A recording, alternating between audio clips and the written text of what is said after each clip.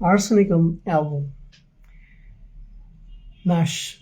No remedy is more restless than this one. The aconite restlessness comes in at the earlier stages of inflammatory diseases. Arsenicum comes in at the later stages. The aconite patient tosses to and fro in agony and fear. The arsenic patient is too weak and needs help to move from place to place. The mental restlessness is as great as the bodily restlessness. He has attacks of anxiety that drive him out of bed at night. Even when there is no pain at all, he wants to be continually changing place. Walking about is strong enough without any other reason than that he can't keep still. Often the first beneficial effect to be observed in cases calling for this remedy is that the anxiety grows less. The patient lies still. His pain is not so much less, but it does not make him so restless. He can bear it better. This is a good sign and is generally followed by amelioration of all other symptoms. It makes little difference what the disease. If this persistent restlessness and especially if great weakness is also present, don't forget arsenic.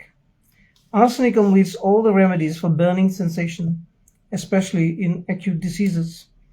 It is not by any means confined to acute diseases, but is often found in chronic affections, especially of a malignant character or tending to malignancy.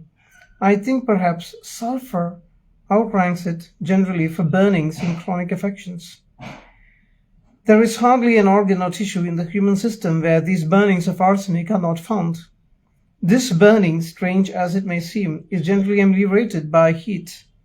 Hot applications, if they can be gotten in contact with the pot, also heat of a warm stove or warm room.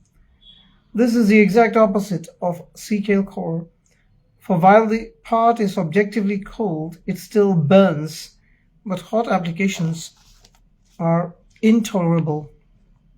They cannot even bear to have it covered. With arsenicum in throat complaints in connection with acute catarrh, the burnings in throat and from the excoriating nasal discharge are ameliorated by hot application. The burning in throat is better from eating or drinking hot things. This is the chief modality which enables us to choose between this remedy and allium cepa and mercurius, for all three have fluent coryza. We are in such a season now where you will find many cases of fluent coryza, and you may have to distinguish between mercurius, arsenicum album, and allium cepa. Burning ameliorated by hot things may indicate arsenicum album. And we know mercury is a hot patient, a lot of salivation would be there, and pain radiating to ears, sometimes in the fluent coryza, and intense thirst for cold water would indicate mercury, along with some sweating. And we know allium cepa, it's also good for fluent coryza with the burning.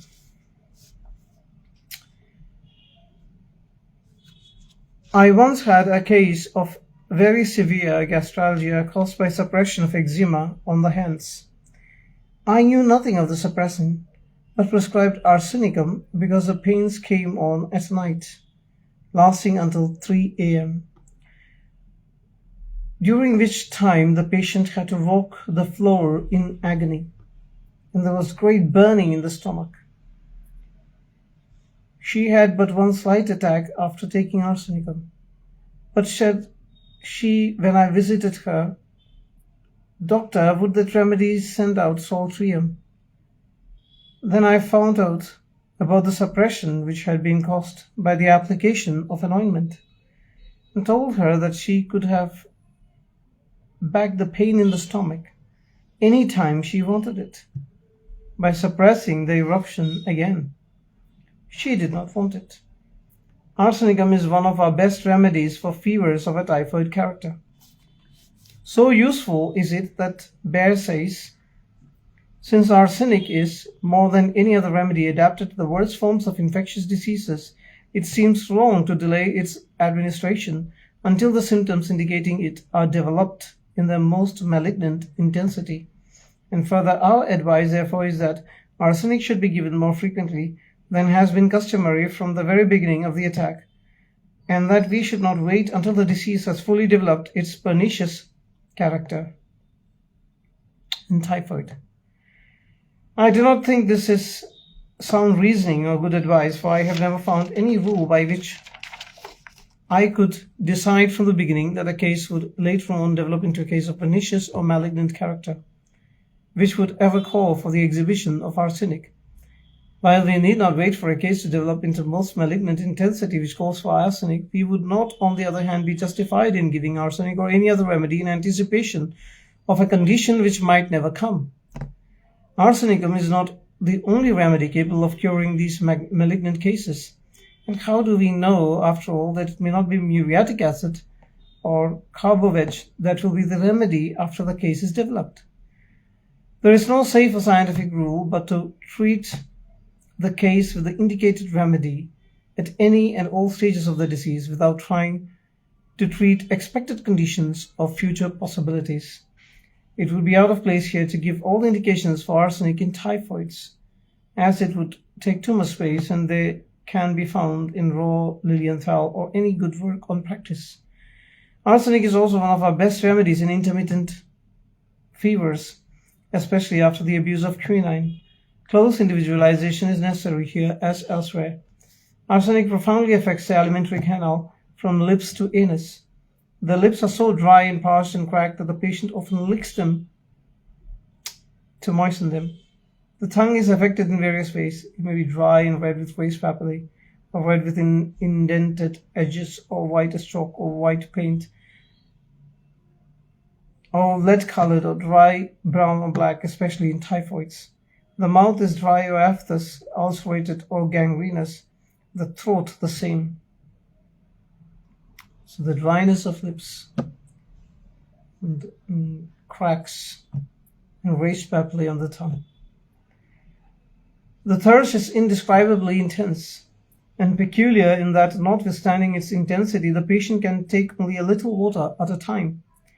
The stomach is so irritable that the least food or drink causes distress and pain, or immediately excites vomiting or stool, or both together. Vomiting and stool together is something that is characteristic of arsenic, and desire for little water at a time. Like, patient is thirsty, but they cannot take too much water together. Cold drinks, ice water, ice cream particularly disagree and create distress. We talked about somebody who likes ice cream and cold drinks, and that was phosphorus. This is exact opposite of phosphorus. So if you have a patient who is a chilly patient but desires cold drinks and they agree, then it should be more likely phosphorus. If they desire cold drinks but they disagree generally and create distress, then arsenicum could be the remedy. Vomits all kinds and grades of substances, from water to mucus to bile, blood, and coffee ground substances. We know these happen at different stages of pathology. The pains in stomach are terrible and aggravated by the least food or drink, especially if cold. The abdominal pains are so intense, causing the patient to turn and twist in all possible shapes and directions. Diarrhea of all kinds of stools, from simple watery to black, bloody, horribly offensive. Finally, the end of the tract is reached. We have hemorrhoids. Now, in every one of these affections, ranging along the whole length of the canal, and from that lightest grade of irritation to the most intense inflammatory and malignant forms of disease, we will be apt to find everywhere present the characteristic burning of this remedy. In greater or lesser degree, and not less characteristic, amelioration from heat, and also, though not quite so invariably, the midnight aggravation. So see, the condition may be anywhere, ranging from the lips to the anus. It can be anywhere, but there would be the characteristic burning pains and sometimes the midnight aggravations and amelioration from heat. Burning pain ameliorated by heat. Arsenicum is one of the top remedies we need to remember. Arsenicum also has a sphere of usefulness in diseases of the respiratory organs. First, for acute coryza, it stands in the front rank, the choice often having to be made between this remedy, Cepa, and Mercurius. Arsenicum has the fluent discharge, which corrodes the lips and wings of the nose, and more burning than the other two remedies. It often follows well after Mercurius, if that remedy only partially relieves. So, if you have a case of fluent coryza, Mercury has given some relief, Arsenicum may follow.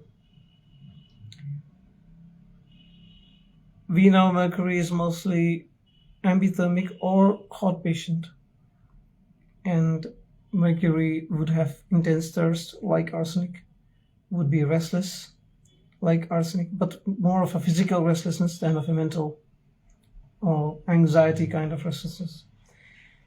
And Mercury would sweat a lot, would have a lot of salivation and moist mouth. Arsenicum, the mouth would be dry and parched, and there may be burning. Now, burning is found in Mercury too, but it is to a lesser degree than Arsenicum or Allium cepa. Allium cepa also has burning, and there will be lacrimation along with the fluid discharge from the nose, and it corrodes in cepa. Cepa is also a chilly patient. Allium cepa, euphrasia. Euphrasia, if it's a bland discharge, and if it is a discharge that causes corrosion, we may think of Allium cepa, or we may think of Arum triflum, and then we have Arsenicum. So we have a number of remedies already.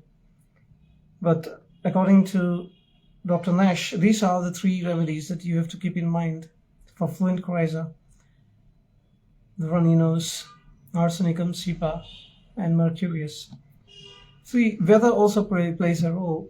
Arsenicum complaints are usually aggravated in summer, and the arsenic also doesn't like cold in the sense of dry, cold air. Mercury, the complaints are aggravated usually when there is a change of weather. The patient is very sensitive to the change of weather, and particularly if it is damp weather. So these things may also help in distinguishing between Mercury and Arsenicum. Arsenicum is particularly efficacious in many affections of the lungs, where the breathing is much oppressed. Respiration is wheezing with cough and frothy expectoration. This is the most common medicine given for asthmatic complaints: dyspnea, aggravation movement, aggravation ascending, and midnight aggravation, cold aggravation, all those things which we read before. Along with that, patient cannot lie down, must sit up to breathe, is unable to move without being greatly put out of breath. Patient will be extremely anxious. The air passages seem constricted. It is especially useful in asthmatic affections caused or aggravated by suppressed eruptions. Now we know that there is something called the atopic triad, which the allopathic doctors have now discovered. Atopic triad. And it has three affections mainly. First is atopic or allergic rhinitis, the running nose. The second is atopic or allergic eruption or dermatitis, and third is atopic or allergic asthma. Now, if all these three come together in a patient called atopic triad, they're all related. It's considered